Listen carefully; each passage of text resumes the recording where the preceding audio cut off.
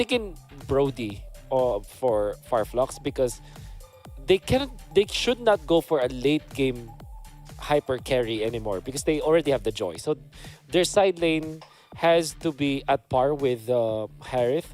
So I'm thinking like yeah, Brody carry heroes that get activated much earlier for them to yeah, there you go, the carry. I'm What if Onic goes back to some sustained kind of EXP lane? Maybe put this Arlet in the roam for Keyboy, then have Suns go for Aurora Vexana, the heroes which matches up with the tempo of the Arlet, and then go for a sustain hero for Boots, because now you have the Nolan. Usually, if you go this route, you need sustain. So I'm thinking actually Uranus for Onic. Although it's no longer the meta hero, but Onic is a team that actually picks that up. And it has good synergy with both Harith as well as Nolan, where you're not that concerned about the side lanes. Well, they go Barracks anyways, so that's their sustain. Going in for Boots. And hey, there it goes. They going for the Phobius themselves. Hey, we're not going to bait it out. We're just going to pick it and dominate. I mean, there's a lot of dashes on their side. I feel like the Joy's a little fast though to be able to kind of get away from the demonic force. We'll have to see how that kind of plays into it. Oh, it's sustainability knocked up on the board as well. There goes the Feramis to keep them alive. And this is interesting, right? I mean, you've got a bully in the jungle with the Barats being able to kind of sustain himself in these engagements as long as he can get to his stacks. You are going to be looking at Boots running this Nolan in the XP lane. And then you're going to be looking at the Arlot being that roam position that we were looking for. Gold lane over there from Albert on the Harith, and then the mid lane with the Feramis. Now, I like the way this composition works out. It's definitely aggressive, though. Like, they're very... But you know what they do lack, though? They don't have that much range on their team. Definitely compared to the other side. But draft has been finalized. One more shot over there for Fireflex Esports to turn this around. They need to even out the series. If they lose here, it'll be a 2-0 sweep, and we'll be seeing Onic be able to move on forward into the grand finals to go up against AP Bryn. Can they turn this around? It's difficult, but they did pick up this X-Borg, which with all sense of the game, like the actual matchup against the 5 heroes that you can see from Onic, surely it makes sense. But it forces you to go for Terizla Roam, which, by the way, has been trending recently. Not 100%. I don't agree 100% with that kind of mindset with the Terizla Roam, because it's too slow for my own taste. But hey, this is it's not. It's a mid lane Terizla. My goodness. Okay, so I've seen a lot of things so far in Game of Futures. We saw Paquito in the mid lane from Nico. We see Terizla in the mid lane. What is going on? The XP laners, the fighters are taking over in that mage position. Rosa showcasing his hero pool. But, you know, I'm kind of questionable about it. And I'm not going to lie to you, because we mentioned in game number 1, they really had a hard time when they were trying to get too creative with the draft on that Lunox jungle. And now, still going to go something a little bit not traditional, unorthodox, pick up the Terizla in the mid lane position. I hope they can perform well on it, because Onic is not one of those teams that you can easily pull off these types of drafts against. Unbelievable that this actually happened and we witnessed it. But with all due fairness, it has a little merit to it, because you farm a little bit faster than when you compare to Rome, obviously. But how do you actually play this Terizla, right? Do you play it in a tanky manner as the typical XP laner? Or do you go damage at least because you're a mid laner?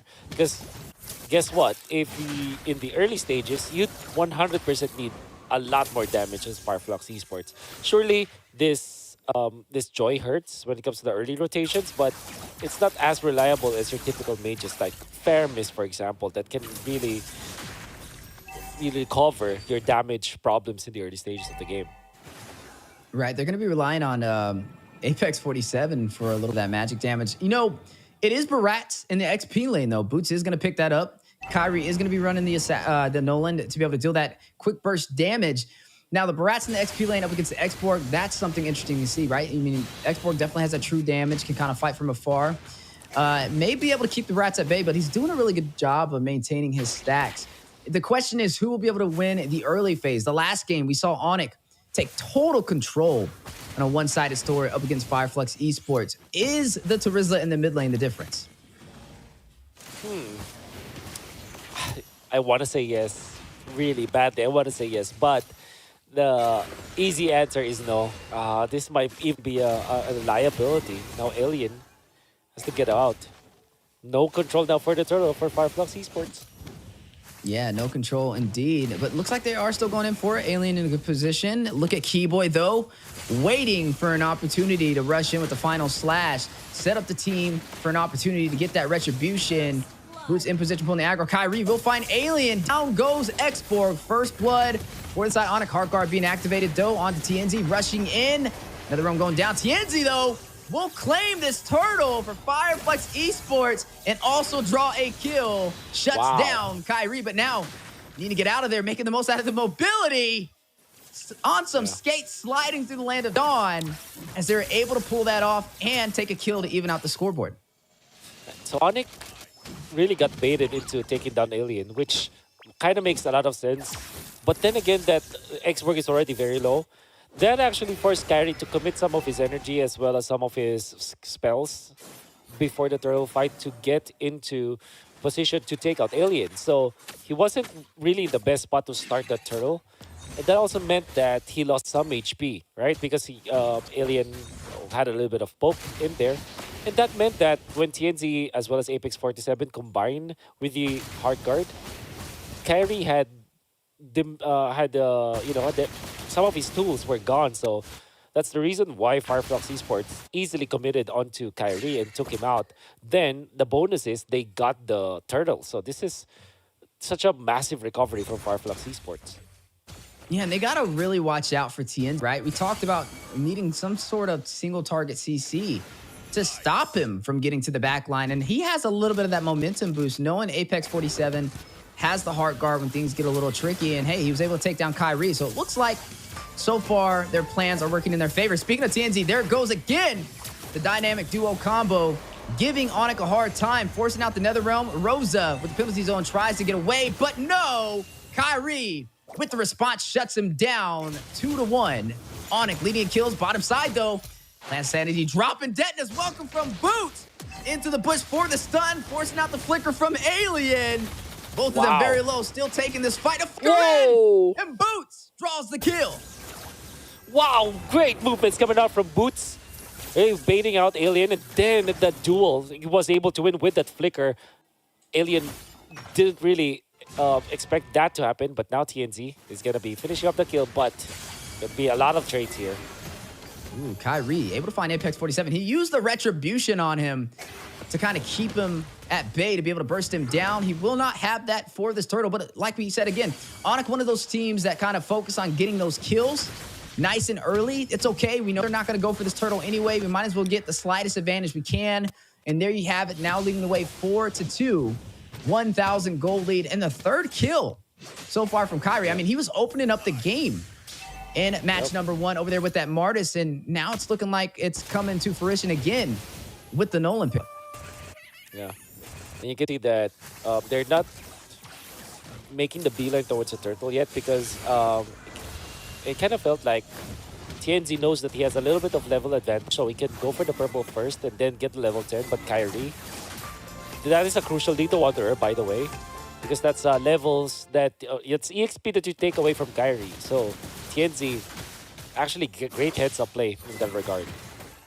Yeah, definitely still putting on pressure, still trying to find a way to keep their momentum rolling. Even though Onic has the slightest advantage, can't count him out just yet. Rosa pulled in, down to about 50% HP. Rotating around with this untraditional pickup on this Terizla, but still trying to provide that opportunity with the penalty zones. Turtle spawned in though. There it goes. Heart Guard activated onto TNZ. Use the electrifying beats. Triple knockup. Rosa with the set. Alien with the punish. Finds Kyrie. Boots will take down TNZ. Rosa finds Boots. That is going to be a 2-for-2 trade as Albert shuts down Rosa. And wait a minute, Suns will shut down Alien. Apex 47 forced back into the tier 1 turret for the mid lane. Oh, great plays coming out from Flux, but even better recovery coming out from Onic. This time they have activated Albert. And this is a 5v4 scenario where Flux Esports got surprised, a little bit surprised at the decision to park the Harith in this case. However, Alien still managed to land a good ultimate with the flicker. Without the flicker, I mean. Unfortunately, because Onic had 5 of their members in that clash, it allowed Onic to have a massive damage gap. However, Flux, Sunshine was able to push top lane.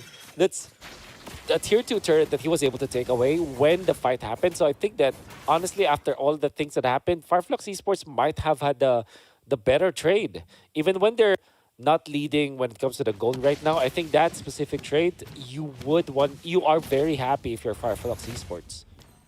Yeah, definitely credits to Sunshine over there. Some good rotations to be able to open up an opportunity for Flux Esports, keeping them in this game up against Onic. I mean, Flux did a good start, though. They were able to take that turtle, the first turtle. The second one got lost to Onic, so at least both sides were able to pull a turtle off so far. In terms of map control, though, I mean, yeah, you're looking at Flux Esports having the slightest advantage. It's definitely going to be a battle over who could take this mid-lane turret next. You're already seeing Onic realizing this is the next focus, and they are going to go ahead and shift on over to that. Now, everything is on the line for Flux Esports right now, right? I mean, if they lose this game, they're done. They're knocked out of Game of Futures 2024, packing their bags and going home. Onic, they have insurance. They know if we lose this, hey, we're going through to Game 3, baby, so no need to worry. But Flux Esports, a lot of pressure on their side, and you can definitely tell they're giving it their all and playing a little bit more calculated this time around. Speaking of calculation, the other one going down. TNZ's going to find Kyrie. Big play for Flux Esports, but the response back from Onic. Last standing from Alien for some massive AoE damage. Albert will find Sunshine. TNZ trying to get away. Heart Guard activated, keeping him alive. Keyboard on the chase, but now the response back. The stun from Apex 47. The counterplay from TNZ. Maybe able to get him. Shuts down Keyboy. Albert responds back, taking down TNZ. Rosa trying to make his way back into the mid lane. Albert and Boots on the chase. Will drop down. Nizam and Force and Albert will take down Rosa. Last Insanity, though. The punish back. Both of these teams fighting it out, getting answers across the board. Alien shuts down Albert, but Albert will take him out as well. That is a 3-for-2 trade, but Onic leading the way still 11-7, and now pulling the aggro for this Lord. Oh my god, Onic, what a good exchange for both teams, in fact. Like, it's a showcase of skills. TNC overheating and trying to punish Keyboy, but Keyboy, good communication between Keyboy as well as Albert. Keyboy did not move, so that TNC will also be pinned into that spot. And he kind of survived for a little bit. That is Arlott anyways, with a lot of spell vamps. So that's why he had a little bit of staying power. It allowed Albert to close in the gap and to eventually get a triple. He eventually died because of that. But because TNC died after Kyrie was already long overdue when it comes to respawn, that allowed Onic to have a better trade-off after the kills, right? Because Kyrie has now respawned, he can burst the Lord so easily, as you've seen. And because TNZ died a few seconds when Kyrie is already dead, he wasn't able to reach the Lord fight. So that's gonna be great for Onic, forcing the Heart Guard again against Flux Esports. Yeah, and a good play too, right? I mean, they noticed a little bit of that focus from Apex 47 onto TNZ, forces out the Hard Guard, opens up the opportunity to take that turret on the top side and the turret for the mid lane defense, though. Rosa with the full Sin dive, with penalty zone hit with Detna's Welcome Boots. Gets the stun on the wall. Zama Force drops down. Albert trying to find his 6th kill of the game. Highest kills in the game so far for Onic as they open up this map even more in their favor, leading by 1 turret and also up by 3,000 gold.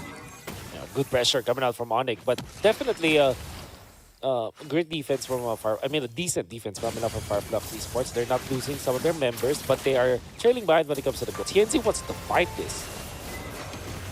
Looks like they want to take the fight, but can they pull it off? Last Sanity going down. Alien does not have the Faraga arm and needs to get out of there. Chunked very low. Onic putting on some pressure up against Flux Esports. Now taking control of this game. Flux having to kind of be reactive. Similar to the first game we've seen. I wouldn't say as much of a one-sided story, but still, you can tell Onic is controlling the tempo. Yeah. Great plays coming up from Flux. so far, I mean, from Onic, but TNZ, I think that there's a lot of, there should be a lot of credit that could be given to this guy, 4-2 and 2 at this point, like playing the Joy in a very aggressive manner, even when they're trailing behind. He knows the limits of the hero that, in a way, especially because they have the Angela, but more so because of how much he's able to be aggressive. The thing for Onic is that they know how to deal with this, how to handle this kind. I want to say poke coming out from the Joy, which is not actually a poke because it's an assassin. And, it doesn't like visually makes a lot of sense to say that is poke, but in a way that is what TNZ is doing. Like he's looking for an opening at least. He's making an opening so that Onic will just back out and maybe he finds one kill or maybe he attracts Onic's attention and baits them. But Onic is not gonna fall for the trap. Speaking of traps, major objective on the way. Luminous Lord intact. Tienzio, he's going to join the party nice and early.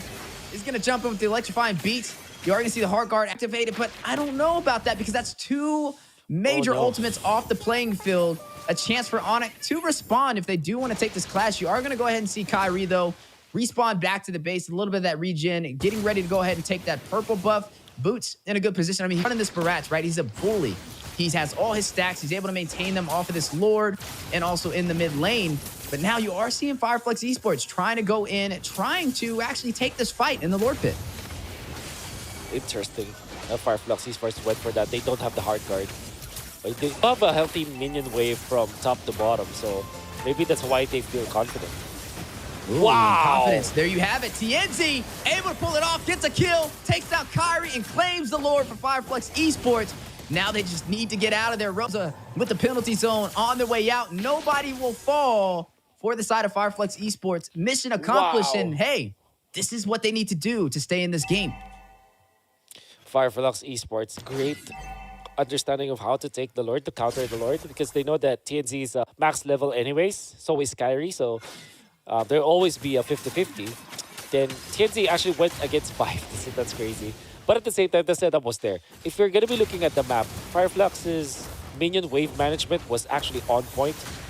Top was pushing heavily, bottom was pushing heavily, so Fireflux had a lot more opening actually to take that Lord, and indeed they were able to do so. TNZ just right amount of confidence and right amount of aggression to actually even up this game.